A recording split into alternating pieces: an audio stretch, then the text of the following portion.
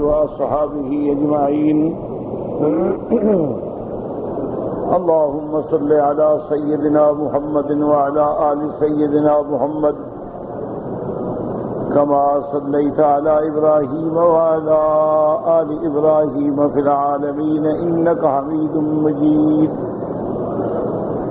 أعوذ بالله من الشيطان الرجيم. بسم الله الرحمن الرحيم.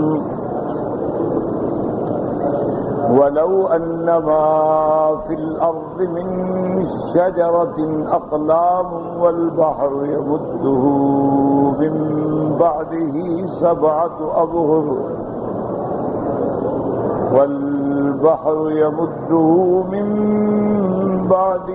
سبعة أبهر ما نفدت كلمات الله إن الله عزيز حكيم. ما خلقكم ولا بعثكم إلا كنفس واحدة إن الله سميع بصير. قال المؤلف والمفسر رحمه الله تعالى أدام النفع بعلومه وعلومكم في الدارين آمين. إلى أن قال يقول تعالى مخبرا عن عظمته وكبريائه وجلاله وأسمائه الحسنى وصفاته العلى وكلماته التامة التي لا يحيط بها أحد ولا اطلاع لبشر على كنهها وإحصائها كما قال سيد البشر وخاتم الرسل عليه الصلاة والتسليم لا أحصي ثناء عليك أنت كما أثنيت على نفسك. اب اللہ تبارک و تعالی اس آیت مبارک میں خبر دیتے ہیں ان عظمتہ و کبریائہ، اپنی عظمت اور اپنی کبریا اور اپنا جلال، اور اسماء الحسنی اور اللہ کے اسماء مبارک، و صفات العلی اور اس کی صفات عالیہ اور بلند، و کلماتہ التامہ اور اس کے کلمات ایسے جو کامل مکمل، التی لا یحیط بها احد جس کا کوئی احاطہ نہیں کر سکتا، ولا اطلاع لبشر علی کنہها واحصائها اور نہ کسی انسان کو اس کی حقیقت تک پہنچ ہے نہ ان کو شمار کر سکتا ہے. جیسے کہ سید البشر خاتم الرسل علیہ الصلاۃ والتسلیم نے دعا میں فرمایا کہ اللہم لا احصی ثناء علیک، کہ یا اللہ ہم تیری تعریف کرنے سے عاجز ہیں، قاصر ہیں، جیسے تو نے اپنی صفات بیان فرمائی ہے.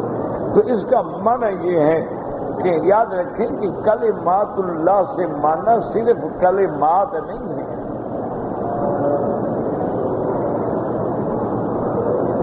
اس بات کو اچھی طرح سمجھیں کہ یہاں لفظ ہے کلمات اللہ، کلمات جمع ہے کلمہ کی. کلمہ جو ہے مثلا حروف سے مرکب ہوتا ہے، کم از کم اس میں 3 حروف ہوتے ہیں. تو یہاں کلمات سے مراد کلمات نہیں، اسی لیے مفسر نے فرمایا کہ اس کی عظمت، جلال، اسماء، صفات، اس کے شؤون، اوامر، نواہی، زواجر، شرائع سب کلمات میں آتے ہیں.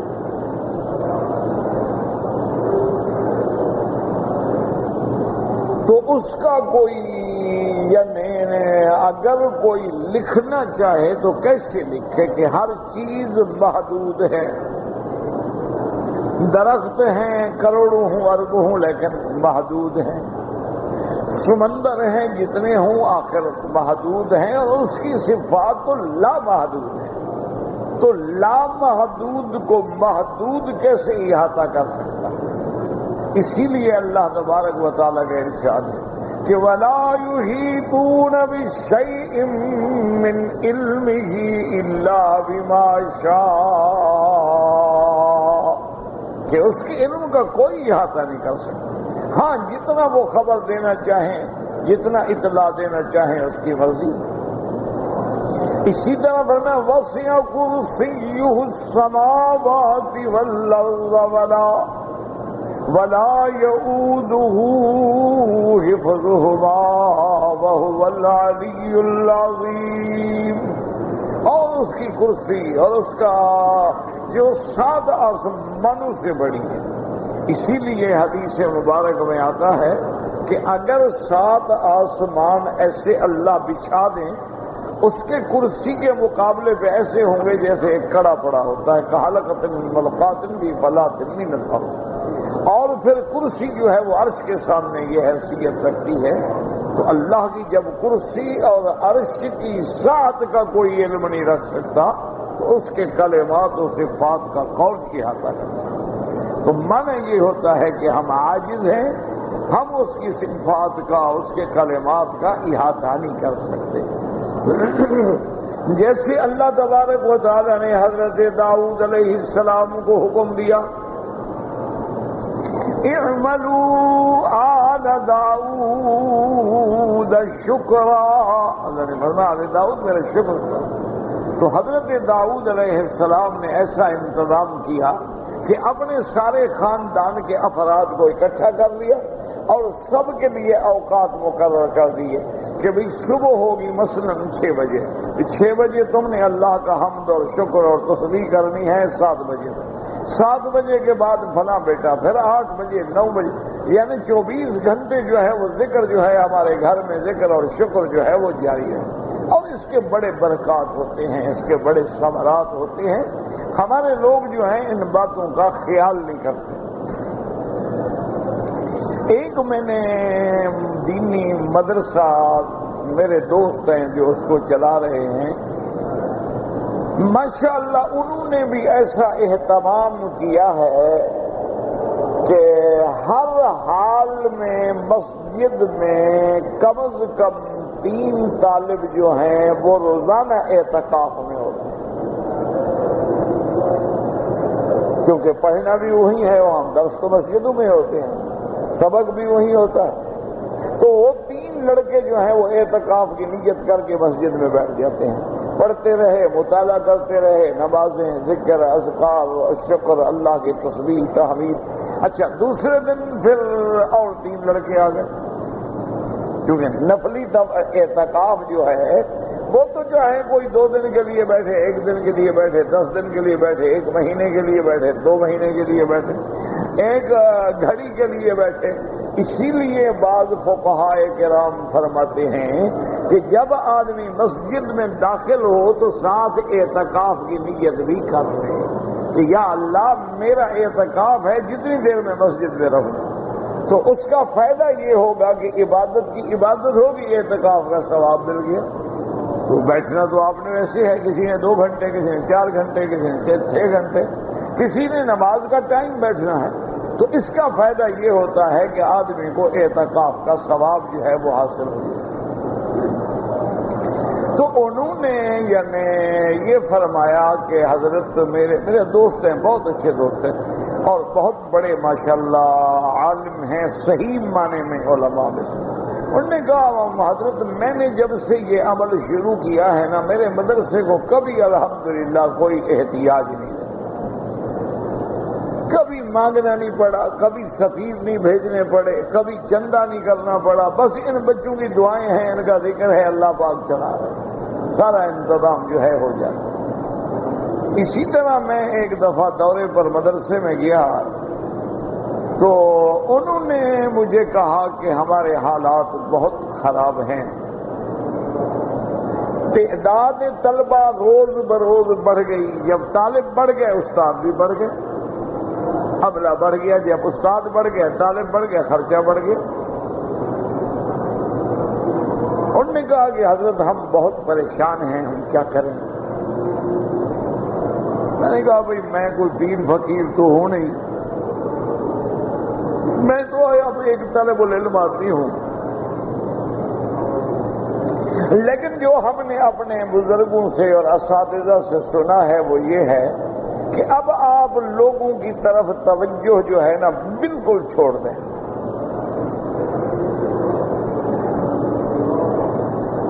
یعنی آپ کے دماغ میں تھا نا جی کہ فلاں بندہ ہمارے مدرسے کو 1,00,000 روپے سالانہ بھیجتا ہے، اب یہ توقع چھوڑ دیں بس. اور اپنے دل اور دماغ کو اللہ کی طرف لگا لیں کہ مولا تم نے آپ نے دینا ہے، یہ تو اسباب ہے نا. اور دوسری بات یہ ہے کہ روزانہ تمام طلباء سے ایک دفعہ سورت واقعہ پڑھا لیا کریں. اور ایک طالب العلم کے لیے سورت واقعہ پڑھنے میں کتنی دیر لگے گی؟ 5 منٹ، 10 منٹ. مغرب کے بعد، عشاء کے بعد، رات کو جس وقت بھی موقع ملے. چونکہ صحیح حدیث ہے میرے آقا کی کہ جو بندہ سورت الواقعہ کا باقاعدہ قاری ہے اللہ اس کو کبھی بھوکا نہیں رکھتے. اب اس کا معنی یہ نہیں ہوتا کہ کل تم سورت واقعہ پڑھنی شروع کرو تو پرسوں تمہارے پاس کار آ جائے، 2 دن کے بعد تمہارے پاس ہوائی جہاز آ جائے. یہ تو نہیں ہوتی نا. معنی یہ ہے کہ جو تمہارے حالات کے مطابق ضرورت ہے وہ اللہ پوری کر دے. اب آگے اللہ نے ہر بندے کے حالات بنائے ہیں. ایک آدمی ہے 1000 ریال میں گزارا کرتا ہے، کہ 2 میں کرتا ہے، کہ 10 میں کرتا ہے، کہ 1,00,000 میں کرتا ہے. میں نے کہا حضرت صرف آپ اس حدیث پہ عمل کریں اور آج کے بعد یہ فیصلہ کر لیں کہ نہ کسی کو مانگنا ہے، نہ کسی کو خط بھیجنا ہے، اور اگر کوئی بھیج دے انکار نہیں کرنا ہے، وہ قطعاً واپس نہیں کرنا. کچھ امتحان تو آئیں گے تھوڑے سے، لیکن اللہ تبارک و تعالیٰ پھر اپنی رحمت کے ساتھ ساری مشکلیں جو ہے حل فرما دیں. اب بات واضح ہے کہ 600 یا 1000 طالب العلم سورت الواقعہ پڑھ رہا ہو، اور اس میں کئی معصوم ہوتے ہیں بچے. ہم تو جو گناہگار ہیں نا، بد کردار لوگ ہیں ہم. معصوم بچے ہوتے ہیں جو بیچارے ابھی بالغ بھی نہیں ہوئے، ان کے ذمہ تو کوئی گناہ ہے ہی نہیں، وہ تو مکلف ہی نہیں ہوتے. اور وہ چھوٹے چھوٹے بچے ہوتے ہیں سورت واقعہ پڑھ رہے ہوتے ہیں، اللہ سے دعا مانگ رہے ہوتے ہیں کہ یا اللہ ہمارے ادارے کو چلا دے، مدرسہ آباد فرما دے، ہمیں محتاج نہ کر، ہمارے استادوں کو لوگوں کے سامنے ذلیل نہ کر. انہوں نے 2 مہینے کے بعد مجھے خط لکھا. انہوں نے کہا حضرت اللہ نے ایسا انتظام کر دیا ہے کہ ہمارے عقل و خرد سے بھی باہر، ہم سوچ ہی نہیں سکتے تھے کہ ایسا انتظام ہو سکتا ہے. اب اللہ کا شکر ہے ہم بڑے مطمئن ہیں، مانگنے سے بھی جان چھوٹ گئی. ہر وقت دولت مندوں کے سامنے ہیں کر کے اپنا منہ خراب کرنے سے بھی. کیوں؟ یاد رکھو وہ عالم دین جس کے سینے میں قرآن و حدیث کا علم ہے، اگر کسی بڑے سے بڑے دنیا دار کے سامنے جھکتا ہے تو اللہ کی لعنت برستی ہے. اللہ فرماتے ہیں ذلیل آدمی، میں نے تیرے سینے میں قرآن رکھا ہے تو دنیا والوں کے آگے جھکتا ہے. قرآن تو یہ اونچا کرنے کے لیے آیا تھا کہ جھکانے کے لیے آیا تھا. قرآن تمہیں حاکم بنانے کے لیے آیا تھا کہ محکوم بنانے کے لیے آیا تھا. قرآن تمہیں آقا بنانے کے لیے آیا تھا کہ غلام بنانے کے لیے آیا تھا. جس کو اللہ قرآن عطا فرما دے، جس کے سینے میں خدا اپنے کلام کی دولت رکھ دے، اس سے بڑی کوئی دولت ہے. اس لیے علماء نے لکھا ہے کہ علماء جو ہیں خاص طور پہ قرآن و حدیث کے علماء، وہ کبھی اپنے آپ کو کسی دولت مند، کسی سرمایہ دار، کسی بڑے سے بڑے آدمی کے سامنے اپنے آپ کو کم نہ سمجھیں. یہ نہیں کہ تکبر کریں لیکن ذلیل نہ ہو. تکبر تو منع ہے. اور عالم کیا تکبر کرے گا؟ عالم آدمی تو ویسے بھی اللہ سے ڈرنے والا ہے. جو اللہ سے ڈرنے والا اسے کیا تکبر کرے؟ تو یہ بڑے آسان سی باتیں ہیں اگر آپ کرنا چاہیں. تو حضرت داؤد علیہ السلام نے شکر کیا.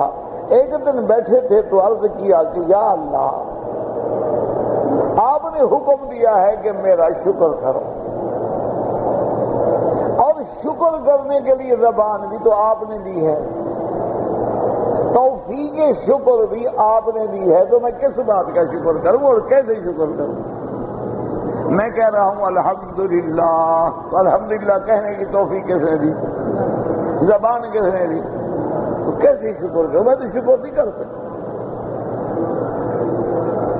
اللہ نے فرمایا الآن شکرت یا داؤد، آج تم نے شکر کیا ہے کہ اپنے آپ کو عاجز تسلیم کر لیا، یہی شکر ہے کہ سب کچھ کرتے رہو اور کہو کہ میں کچھ نہیں کر سکتا۔ ساری زندگی علماء کی، اولیاء اللہ کی عبادت میں گزر گئی، اور جب پوچھو کہتے ہیں یہ زندگی ضائع ہو گئی، کچھ نہیں کر سکتا۔ جن لوگوں نے ہزاروں اور لاکھوں کو مسلمان کر دیا، ان سے وہ کہتے ہیں جی کیا کیا؟ کچھ بھی نہیں کر سکتا۔ تو معنی یہ ہے کہ اللہ کے کلمات کا معنی اللہ کے صفات، ورنہ یہ نہیں کہ جیسے آج کل دشمنوں نے ایک اعتراض اللہ کی قرآن کی اس آیت میں یہ بھی کیا ہے، وہ کہتے ہیں مسلمانوں کا خدا ہر وقت بولتا رہتا ہے، اتنے کلمات ہیں کہ ختم ہی نہیں ہو سکتے۔ کہ جب کلمات اتنے ہیں کہ 7 سمندروں کی سیاہی خشک ہو جائے، اس کا معنی کیا ہوا کہ نعوذ باللہ ان کا خدا ہر وقت بولتا رہتا ہے، 24 گھنٹے کوئی بات کر رہا ہے، کلمات ختم نہیں ہو رہے؟ یہ معنی نہیں ہوتا، یہ ان کا تعصب ہے، یہ ان کا عناد ہے۔ معنی ہے کلمات اللہ کا اللہ کے اسماء، اللہ کے صفات عالیہ، اللہ کے شؤون، اللہ کی عظمت، اللہ کی شان کبریائی، اللہ کی عظمت و جلال، اللہ کا حسن کمال، اللہ کا علم، چونکہ وہ لامحدود ہے، مثال دی گئی کہ اس کا کوئی احاطہ نہیں کر سکتا۔ اسے فرمایا وَلَوْ أَنَّمَا فِي الْأَرْضِ مِنْ شَجَرَةٍ أَقْلَامٌ وَلَوْ أَنَّمَا فِي الْأَرْضِ مِنْ شَجَرَةٍ أَقْلَامٌ، یعنی اگر علی سبیل المثال، علی سبیل الفرض والتقدیر، اس لیے وَلَوْ أَنَّمَا، لو اسی لیے استعمال ہوتا ہے، وَلَوْ أَنَّمَا فِي الْأَرْضِ مِنْ شَجَرَةٍ، زمین میں جو بھی درخت ہے اور اس کے بعد اس کو کلمے بنا لیا جائے، اور اس کے بعد جتنے دریا ہیں 7 دریا اور ملا دیے جائیں۔ یاد رکھو یہ معنی نہیں کہ دنیا میں 7 دریا ہیں، بعض لوگ یہ لے لیتے ہیں کہ اللہ نے 7 جو کہا ہے تو شاید 7 مراد ہیں، یہ معنی نہیں ہوتا ہے۔ معنی یہ ہوتا ہے کہ علی سبیل الفرض والتقدیر، ایک سمندر نہیں ایسے 7 سمندر اور ملا لو، یعنی ایک تشبیہ ہے، ایک مثال ہے، ورنہ تو یہ ہے کہ 700 سمندر بھی ملا لو تو اللہ کے کلمات ختم نہیں ہوتے۔ اس لیے فرماتی ہیں والبحر يمده من بعده 7 أبحر ما نفدت کلمات اللہ۔ اور بعض علماء نے فرمایا کہ اس 7 میں بھی اشارہ ہے کہ زمینیں بھی 7 ہیں، آسمان بھی 7 ہیں، اور اگر تم 7 سمندر بھی لے آؤ اس کی شان ختم نہیں ہو سکتی، کیونکہ یہ عدد جو ہے لوگوں کے اندر معروف ہے۔ 7 سماوات طباقا ومن الارض مثلہن، اللہ نے آسمان بھی 7 بنائے ہیں، زمینیں بھی اللہ نے 7 بنائی ہیں، اور خدا کی شان دیکھیں کہ اللہ کے گھر کے چکر بھی 7 ہیں، صفا مروہ میں سعی جو ہے وہ بھی 7 ہیں، اور اسی طرح جب آدمی سجدہ کرتا ہے، نماز پڑھتا ہے، الانسان یسجد علی 7 اعضاء، 7 اعضاء پہ سجدہ کرتا ہے، یعنی 2 ہاتھ نیچے ہوتے ہیں، 2 گھٹنے نیچے ہوتے ہیں، 2 پاؤں نیچے ہوتے ہیں، اور چہرہ نیچے ہوتا ہے۔ اللہ نے فرمایا اسی طرح جہنم کے بھی 7 دروازے ہیں، تو جس نے ان 7 پہ عمل کر لیا جہنم کے 7 دروازے بند ہو گئے۔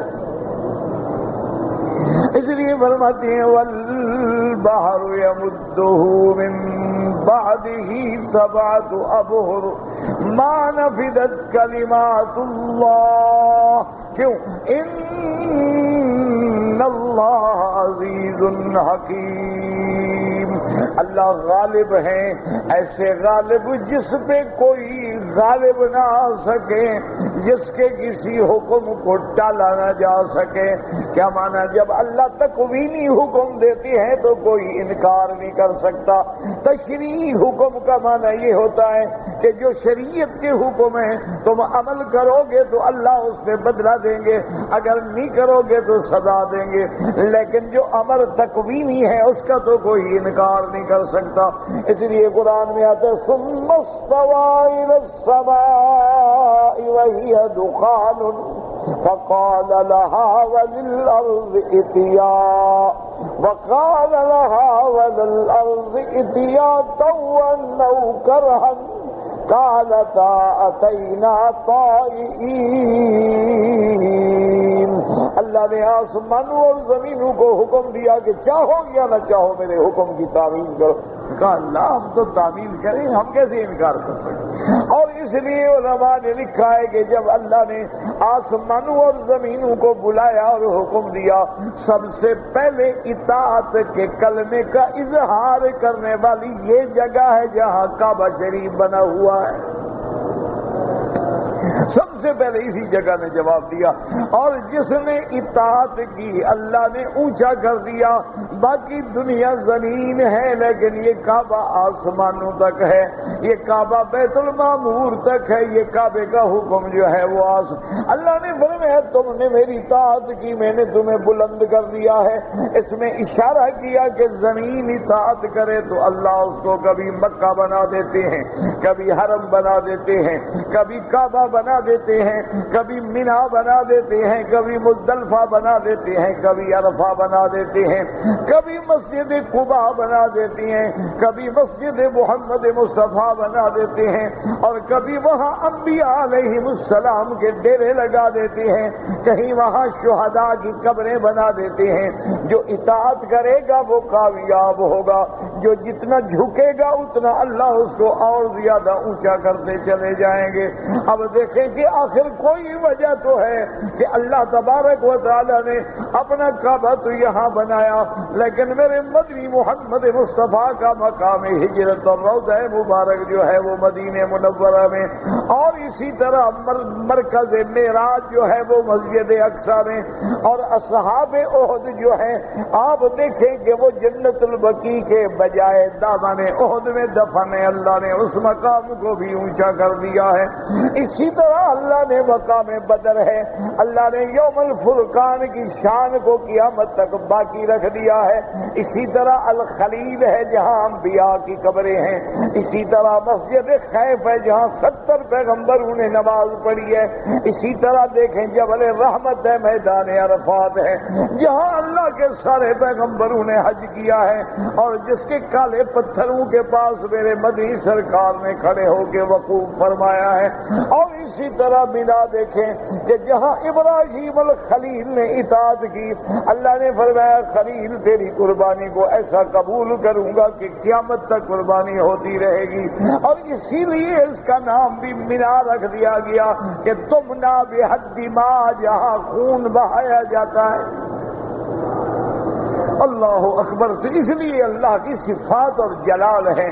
یاد رکھو انسان کا علم محدود ہے، انسان کی عقل محدود ہے، انسان کے معلومات محدود ہیں، اس کی ایک حد ہے، لیکن اللہ کے علم کی کوئی حد نہیں، لہذا محدود جو ہے وہ غیر محدود کا احاطہ کیسے کر سکتا ہے؟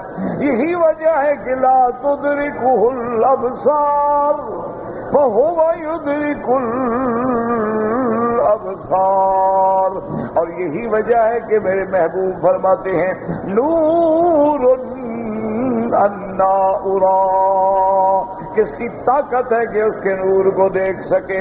اگر اللہ تبارک و تعالی اپنے تجلیات کو باوجود 70 حجابات کے ذرا سا بھی ظاہر کریں، پھر طور جیسے پہاڑ جو ہے وہ بھی ریزہ ریزہ ہو جاتی ہیں۔ فلما تجلی ربہ للجبل جعلہ دکا وخر موسیٰ صاعقا، اب حضرت موسیٰ کی شخصیت ہے، کلیم اللہ ہے، رسول اللہ ہے، اولو العزم من الرسل ہے، صاحب تورات ہے، لیکن جب اللہ کی تجلی پہ نظر پڑی بے ہوش ہو کے گر گئے۔ فلما افاق قال سبحانک تبت الیک، میرا اللہ میری توبہ، میں آئندہ ایسا سوال بھی نہیں کروں گا جو میرے علم میری طاقت سے بڑھ کر ہو۔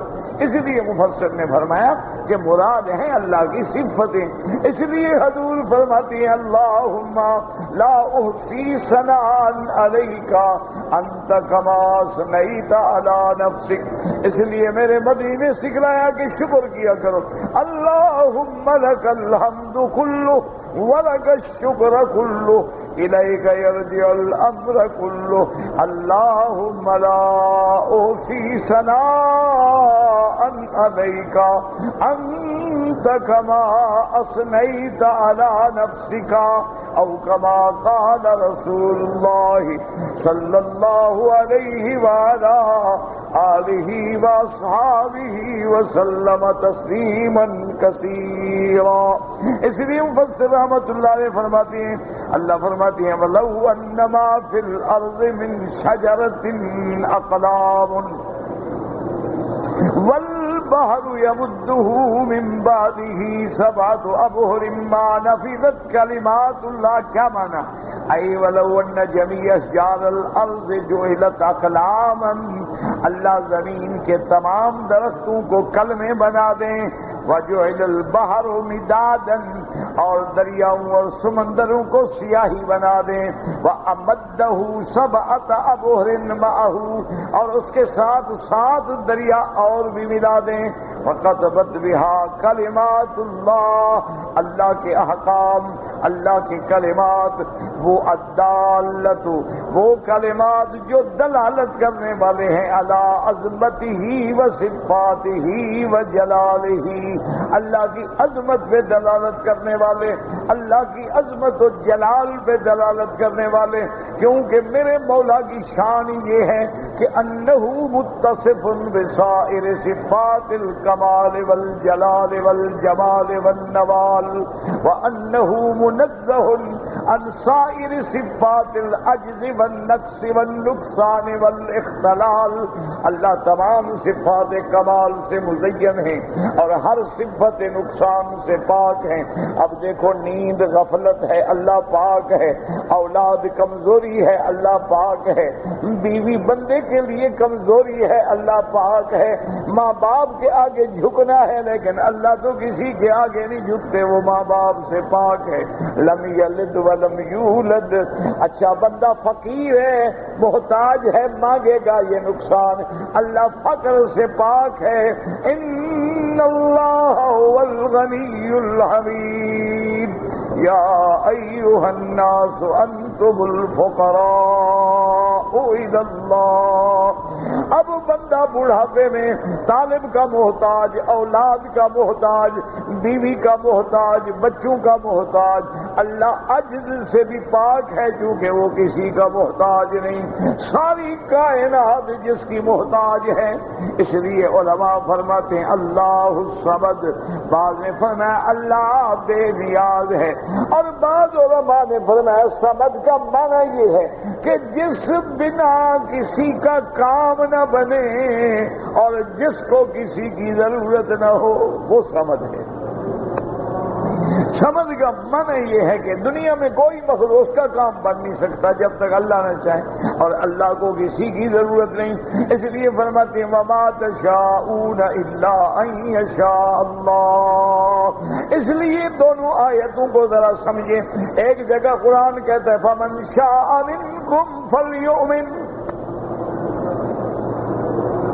اللہ کے قرآن میں ڈوب کے قرآن کو سمجھا کرو، قرآن کو پڑھا کرو اور قرآن میں تدبر کیا کرو اور مانگا کرو کہ مولا قرآن پڑھنا دے، پڑھنے کی توفیق دے، سمجھنے کی بھی توفیق۔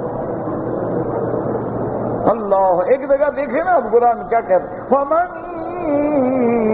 شاء منکم فلیؤمن ومن شاء منکم فلیکفر۔ اللہ فرماتا ہے جو تم میں چاہے ایمان لے آئے، جو چاہے کفر کرے، مجھے کیا ضرورت ہے؟ تو اس کا معنی کہ تم چاہو ایمان لاؤ، چاہو کفر لاؤ، تو معنی تمہارے پاس کچھ ہے چاہنے کا حق نا۔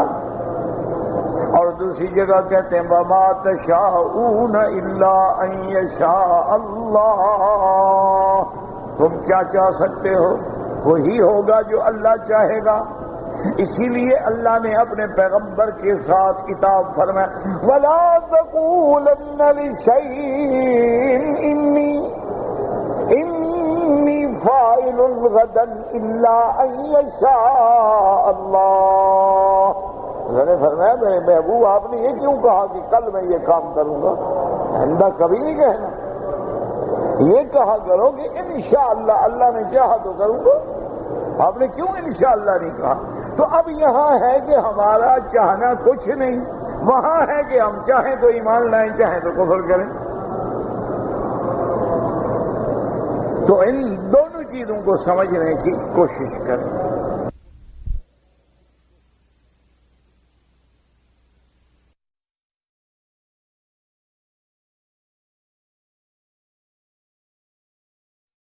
میں عرض کر دوں، مثلاً اب دیکھو نا جی، ایک برف کی ایک بہت بڑی بلاک ہے، برف کا رکھا ہوا نظر آ رہا ہے سب کو، یہ کیا ہے؟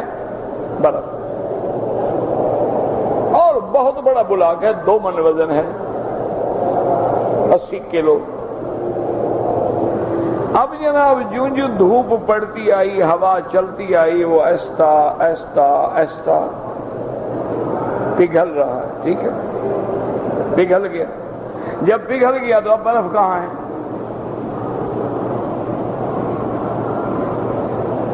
مسئلہ سمجھو، دیکھو نا، یہ ہم نے برف کی اینٹ رکھی ہے، اللہ اکبر۔ اسی لیے کسی اللہ والے نے بڑی عجیب بات کی ہے، انہوں نے کہا بندہ تیری عمر ایسی ہے جیسے برف کی اینٹ ہو،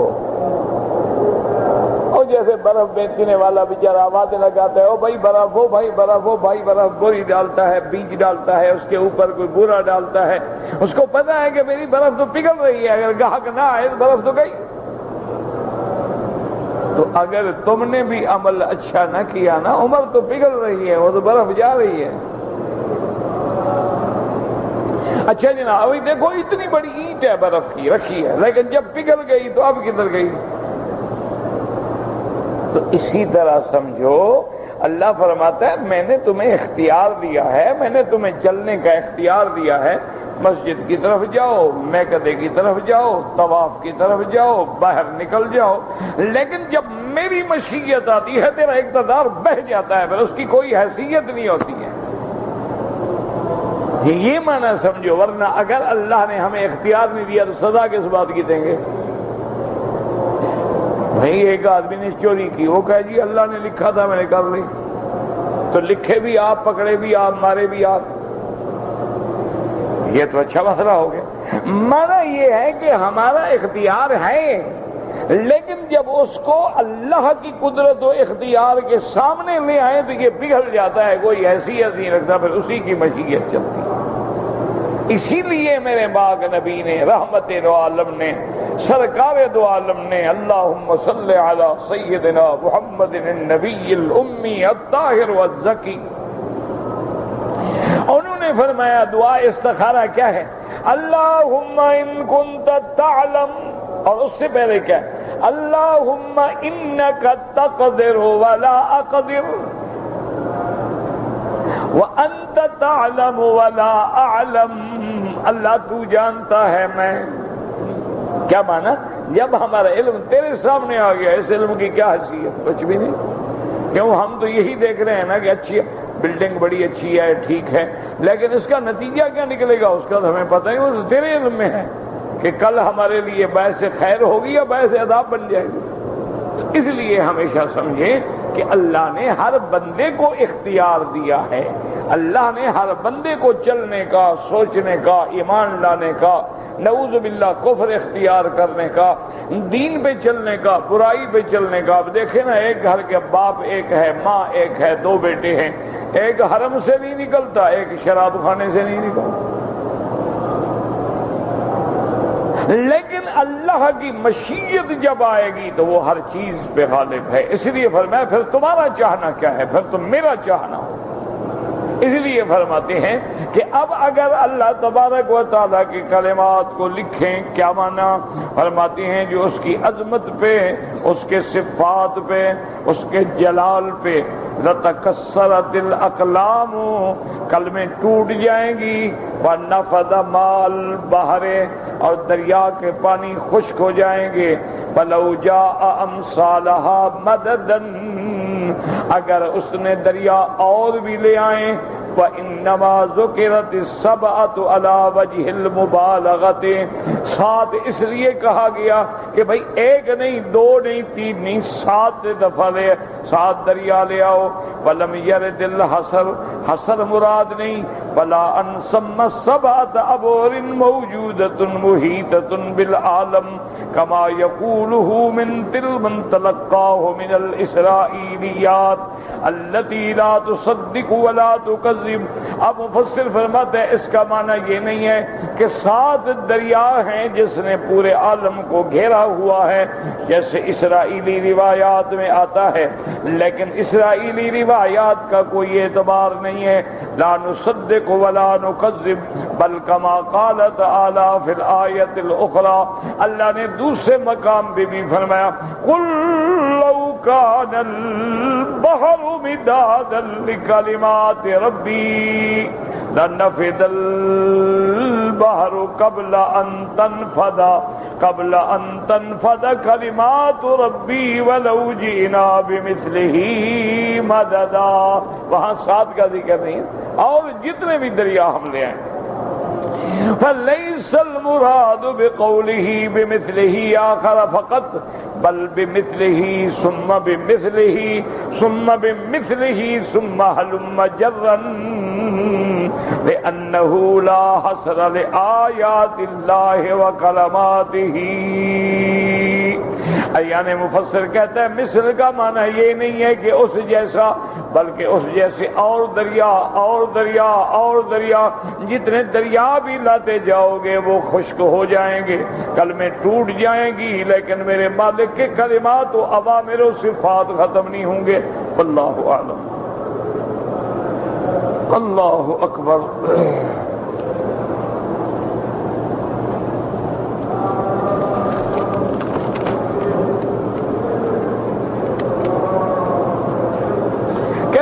کہ النکاح بنیت الطلاق، یہ ایک مسئلہ ہے جو آج کل بہت زیر بحث ہے. لیکن ایک بات پہلے ذہن میں رکھ لیں اس جواب کو دینے کے بعد.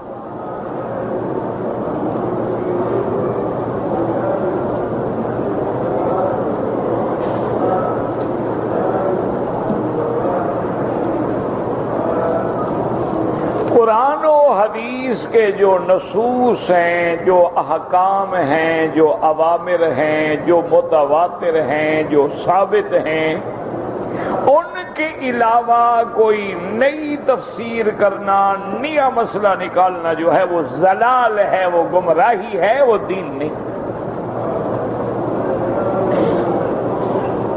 دین وہ ہے جس کا قرآن نے، فرمان محمد مصطفیٰ نے، اصحابہ کرام نے واضح بیان کر دیا ہے. یعنی جو اصول دین ہیں اور اوامر ہیں، شرائع ہیں، احکام ہیں، ان کو کوئی نہیں بدل سکتا. اجتہاد وہاں کیا جاتا ہے جب مسئلہ قرآن میں موجود نہ ہو، حدیث میں موجود نہ ہو، تعامل صحابہ میں موجود نہ ہو، اجماع صحابہ میں موجود نہ ہو. ایک نئی چیز پیش آ گئی ہے. مثلا حضور کے زمانے میں بلڈ ٹرانسفر جو ہے، کسی کا خون لے کے دوسرے بندے کو دینا، یہ چیز تھی ہی نہیں.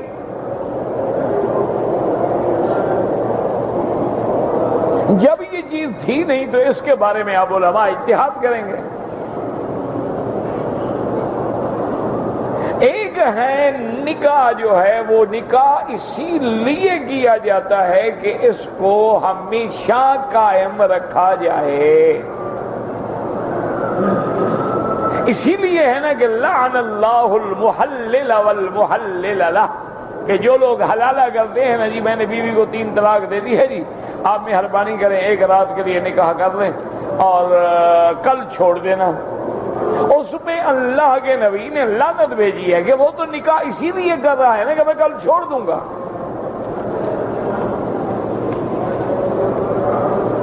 ایک واضح سی بات، نکاح اس لیے نہیں کیا جاتا.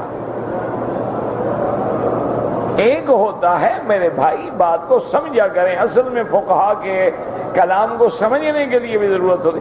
ایک ہوتا ہے وجہ جواز، یعنی ایک آدمی کی نیت تو طلاق کی نہیں ہے، مثلا وہ یورپ پڑھنے گیا، امریکہ گیا، کہیں گیا، اب وہاں نوجوان ہے، اکیلا ہے، اور وہاں تو اللہ معاف کرے شیطان ننگا ناچتا ہے. وہاں تو مردوں کو لڑکی ڈھونڈنے کی ضرورت نہیں پڑتی، لڑکیاں جو ہیں وہ ڈھونڈتی ہیں. تو اب میں کیا کروں؟ وہ کہتے یار شادی کر لیتا ہوں تاکہ گناہ سے بچ جاؤں، اور شادی کر لی. اب جب آنے لگا ماں باپ نے کہا بھی ہم تو نہیں قبول کرتے وہاں سے تم لڑکی لے کے آ جاؤ، تم طلاق دے کے آ گیا، اس میں تو کوئی اختلاف نہیں. بعض علماء کہتے ہیں کہ اس کو پتہ تو ہے نا میں نے 3 سال پڑھنا ہے، چلو 3 سال کے لیے گویا شادی، تو گویا اس کے بعد اس کا طلاق کا ارادہ ہے، تو لہذا یہ نکاح بھی ہو جائے گا. لیکن افضل یہی ہے کہ ایسی باتیں نہ کریں. نکاح وہی ہے جس میں کبھی طلاق کا سوچا بھی نہ جائے. الطلاق ابغض الحلال عند اللہ الطلاق، اللہ کے ہاں نکاح مرغوب ہے، طلاق معتوب و مبغوض ہے. لہذا اس طرح تو پھر یہی ہوگا نا جی، ایک آدمی جائے گا، پھر وہ متے کا رستہ نکل آئے گا، پھر نکاح موقت کا رستہ نکل آئے گا، پھر تو سارے رستے کھلتے چلے جائیں گے.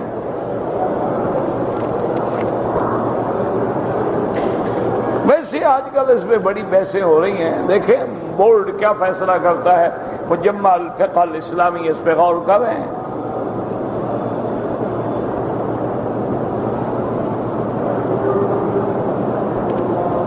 کہتے ہیں جی کہ اگر بیوی کو نفلی عبادت کے لیے شوہر سے اجازت لینی چاہیے، کہ مثلاً ایک عورت ہے وہ کہتی ہے میں ہر دوسرے دن روزہ رکھوں گی، تو شوہر سے اجازت لے. کیوں؟ شوہر کو ہو سکتا ہے خواہش ہو اور وہ روزے سے ہو. کہتے ہیں کہ پھر شوہر کو بھی اگر نفلی عبادت کرے تو عورت سے اجازت کیوں نہ لے؟ تو قرآن کہتے ہیں الرجال قوامون علی النساء، اللہ نے رجل کو قوام بنایا، عورت کو تو نہیں بنایا. تم عورتوں کو بنانا چاہتے ہو تو بنا لو، ہمیں تو کوئی اعتراض نہیں. لیکن نتیجہ پھر وہی نکلے گا کہ امورکم الی نسائکم فبطن الارض خیر من ظہرها. حضور نے فرمایا اذا کان امراؤکم شرارکم واغنیاؤکم بخلاؤکم، کہ جب تمہارے حاکم جو ہیں وہ شریر لوگ بن جائیں، اور جب تمہارے غنی جو ہیں وہ بخیل بن جائیں، اور جب تمہارے معاملات عورتوں کے ہاتھ میں آ جائیں تو مر جانا بہتر ہے زندہ رہنے سے. اللہ نے تمہیں حاکم بنایا ہے، تم بیوی کے محکوم بننا چاہتے ہو. اور دوسری عقل کی بھی بات ہے، عورت نے گھر میں رہنا ہے، مرد نے باہر نکلنا. اس کی نظر مختلف چیزوں پہ پڑ سکتی ہے، ممکن ہے دل میں خواہش پیدا ہو جائے. عورت نے تو گھر میں رہنا، اس نے تو باہر جانا نہیں. پھر اللہ نے عورت کو کمزور رکھا ہے، اس کے ایام حیض ہیں، ایام نفاس ہیں، خون کا اخراج ہے، پھر رضاعت ہے، پھر مدت حمل ہے. اس کے اندر ایسی تہیج نہیں پیدا ہوتا کہ وہ مرد کی طرح پاگل ہو جائے. اسی لیے حضور نے فرمایا نا کہ تم باہر نکلے، تمہاری نظر کسی عورت پہ پڑی، فوراً گھر لوٹ جاؤ، فوراً گھر لوٹ جاؤ. جو اس عورت کے پاس ہے تمہاری بیوی کے پاس بھی تو ہے، جا کے اپنی خواہش حلال سے پوری کرو.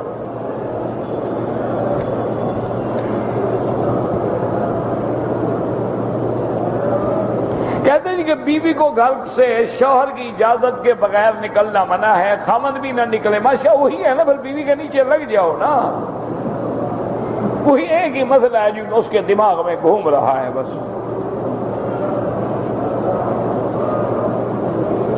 سنا ہے کہ نکاح واجب ہوتا ہے، مباح ہوتا ہے، سنت، مقصد ہے کہ اپنے آپ پر اگر تمہیں زنا کا خوف ہے، پیسہ بھی ہے، ذریعہ واجب ہو گیا۔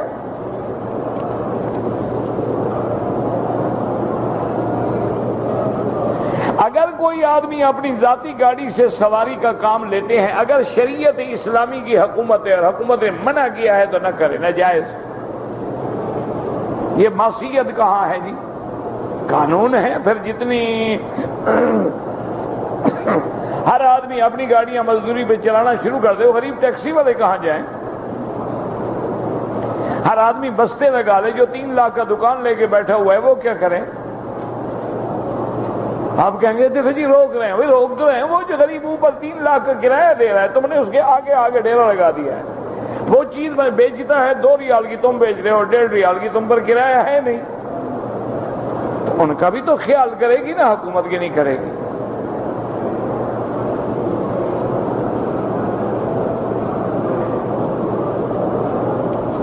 کہتے جی کہ پاکستان میں مسلمانوں کے گھروں میں بعض عیسائی لڑکیاں، کرسچن لڑکیاں جو ہیں وہ کام کرتی ہیں، کھانا پکاتی ہیں، برتن دھوتی ہیں، کوئی حرج نہیں ہے، کیا ہے، کوئی مسئلہ نہیں ہے۔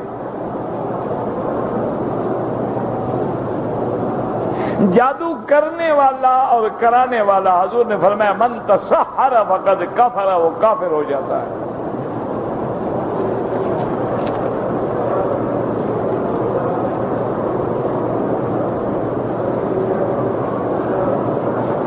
زلزلہ آ گیا، پنڈ دادن میں وبا پھیل گئی، لوگ مر گئے، بوڑھا بچ گیا، عورت بچ گیا۔ یہ خواب دیکھا ہے تم نے، کوئی واقعہ تو نہیں ہوا ایسا۔ بیوی کی موجودگی میں بیوی کے بھائی کی بیٹی سے نکاح جائز ہے، سالے کی بیٹی سے، سالی سے نکاح جائز نہیں ہے، سالے کے ساتھ اس کی اولاد سے تو جائز ہے۔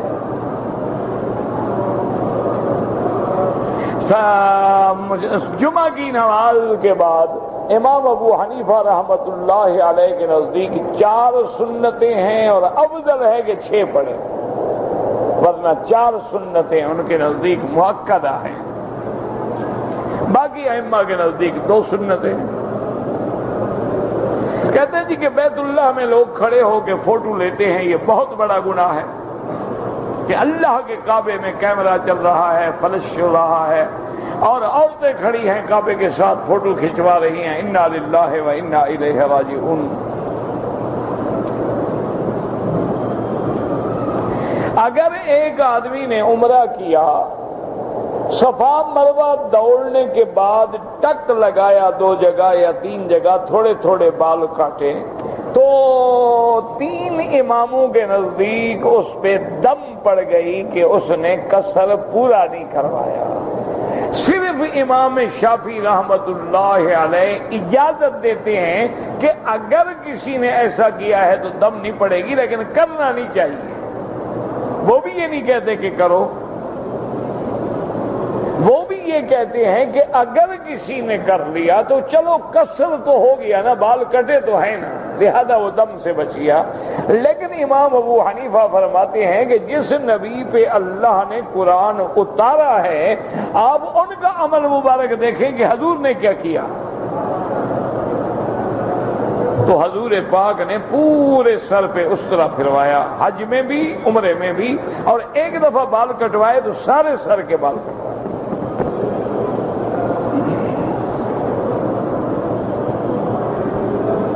یہ جی آپ کے مدرسوں میں جو اپنا ہوتا ہے یا وہاں کے حالات، وہاں کے علماء سے پوچھا کریں، ہمیں چونکہ سارے حالات کا علم نہیں ہے، اس لیے ہم کسی مدرسے کے بارے میں نام لے کے بات نہیں کر سکتے، اس لیے کہ جب تک آگے پیچھے سارے معلومات نہ ہوں بندہ کیسے بات، صرف اخباروں کی بات ہے، اخبار کی بات کا کوئی اعتبار ہے؟ ایک دن خبر آتی ہے، دوسرے دن تردید آ جاتی ہے، اوپر خبر آتی ہے، نیچے تردید آ جاتی ہے، ایک کا بیان کچھ ہوتا ہے، دوسرے کا بیان کچھ ہوتا ہے، اس پہ اللہ کے حرم میں بیٹھ کے آدمی کیسے بات کرے؟ لیکن مجموعی طور پہ دعا یہ کریں کہ اللہ تمام مساجد و مدارس کی حفاظت کریں، اللہ تبارک و تعالی ہر قسم کے فتنوں سے محفوظ رکھیں۔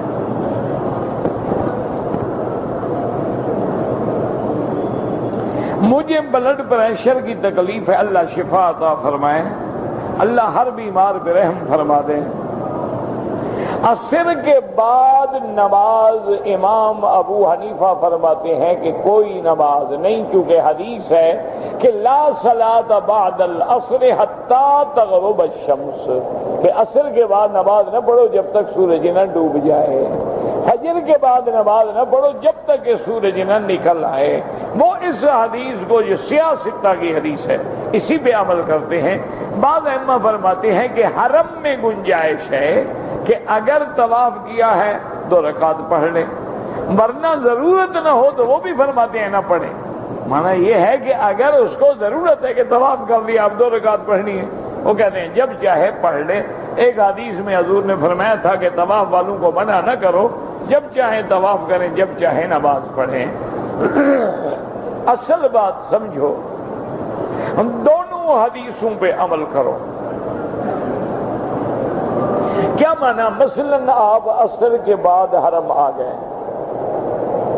آپ نے 1 طواف کیا یا 2 کیے یا اللہ نے جتنا نصیب کیا، لیکن آپ کو یقین ہے، پتہ ہے کہ میں مغرب کی نماز پڑھنے کے بعد جاؤں گا حرم سے، تو بالکل نہ پڑھو، بیٹھے رہو، نماز پڑھ کے پھر 2 رکعت طواف پڑھ لو۔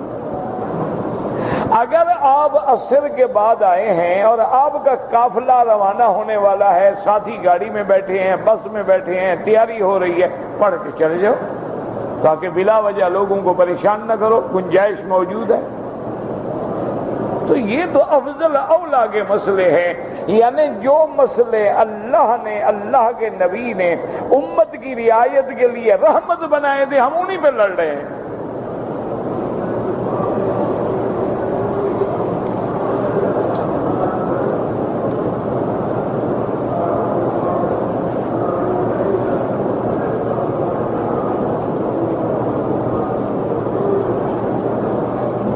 آپ مدینہ منورہ سے واپسی پہ جب آئے ہیں تو مدینہ منورہ بھی میقات ہے، وہاں سے بھی کوئی آدمی بغیر احرام باندھے ہوئے مکے نہیں آ سکتا، لازم آپ کو عمرہ کرنا چاہیے تھا۔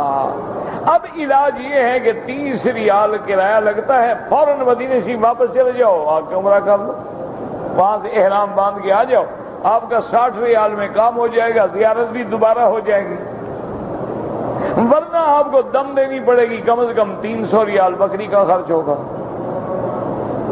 اس سے تو بہتر ہے۔ ہاں، باقی ائمہ فرماتے ہیں کہ اگر اس کی نیت عمرے کی نہ ہو، پھر احرام نہ باندھے تو دم نہیں پڑے گا۔ آپ کی تو نیت تھی باقاعدہ کہ میں عمرہ کروں گا، آپ کو تو کسی کے نزدیک بھی چھٹی نہیں ہے۔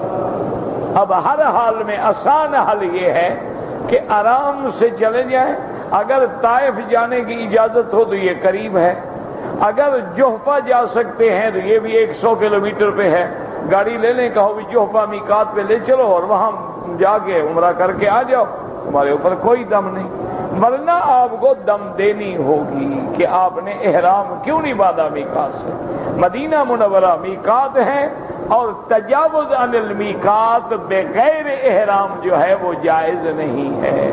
اسی لیے آپ دیکھیں نا کہ میرے آقا نے ایک دفعہ جب احرام باندھا اور کافروں نے روک دیا تو آپ نے دم احسار دی، باقاعدہ بکری ذبح کی، سر مڈایا، پھر احرام کھولا اور اگلے سال آ کے عمرۃ القضاء ادا کیا، چونکہ مکے والے آنے نہیں دیتے تھے، ورنہ تو حضور عمرہ کر کے جاتے۔ اس لیے جب بھی میقات سے گزریں تو بغیر احرام کے نہ گزرا کریں، احرام باندھ کے آیا کریں۔ اور آپ آ بھی رہے ہوتے ہیں، اللہ مفت میں اتنی بڑی عبادت دے رہے ہیں۔ ربنا تقبل منا انک انت السمیع العلیم وتب علینا انک انت التواب الرحیم۔ اللهم فرج هم المهمومین، نفس کرب المکروبین، وقض الدین عن المدینین، واشفنا واشف مرضانا ومرضى المسلمین، واشفنا واشف مرضانا ومرضى المسلمین، واشفنا واشف مرضانا ومرضى المسلمین۔ یا اللہ عالم اسلام پہ اپنی رحمتیں فرما، یا اللہ پورے عالم میں مساجد مدارس دین والوں کی حفاظت فرما، یا اللہ دین کے کام کرنے والوں کی حفاظت کرا، یا اللہ دینی جماعتوں کی حفاظت فرما، دین کی دعوت دینے والوں کی تبلیغ کرنے والوں کی حفاظت فرما، یا اللہ عالم اسلام میں اتفاق و اتحاد پیدا فرما، یا اللہ کفر کی سازشوں کو ناکام فرما دے، یا اللہ کفر کی طاقتوں کو ملیا میٹ فرما دے، یا اللہ بلاد اسلامیہ کی حفاظت فرما، یا اللہ بلد الامین کو قیامت تک ہر فتنے سے محفوظ فرما، یا اللہ ہمیں مانگنا نہیں آتا بغیر مانگے عطا فرما، یا اللہ پورے عالم میں ہدایت اور ہدایت کی فضا اور ہوا چلا دے، یا اللہ پورے عالم کو ہدایت کا ذریعہ بنا دے، یا الہ العالمین یا ارحم الراحمین بیماروں کو شفا عطا فرما، یا اللہ ہماری ظاہری باطنی روحانی جسمانی نفسانی بیماریاں دور فرما، تادم حیات کسی کا محتاج نہ فرما، یا اللہ اپنے خزانے غیب سے رزق عطا فرما، یا اللہ بے اولادوں کو اولاد عطا فرما، بے دینوں کو دین عطا فرما، قرض داروں کے قرض عطا فرما، جن کا رزق تنگ ہے ان کے رزق میں برکتیں عطا فرما، یا من خزائن رزقہ فی قول کن امن فإن الخیر عندک اجمع۔ اللہم انا نسألک من الخیر کلہ عاجلہ وآجلہ ما علمنا منہ وما لم نعلم، اللہم انا نعوذ بک من الشر کلہ عاجلہ وآجلہ ما علمنا منہ وما لم نعلم، سبحان ربک رب العزت عما یصفون وسلام علی المرسلین والحمد للہ رب العالمین۔ اللہم صل علی سیدنا محمد وعلی آل سیدنا محمد کما صلیت علی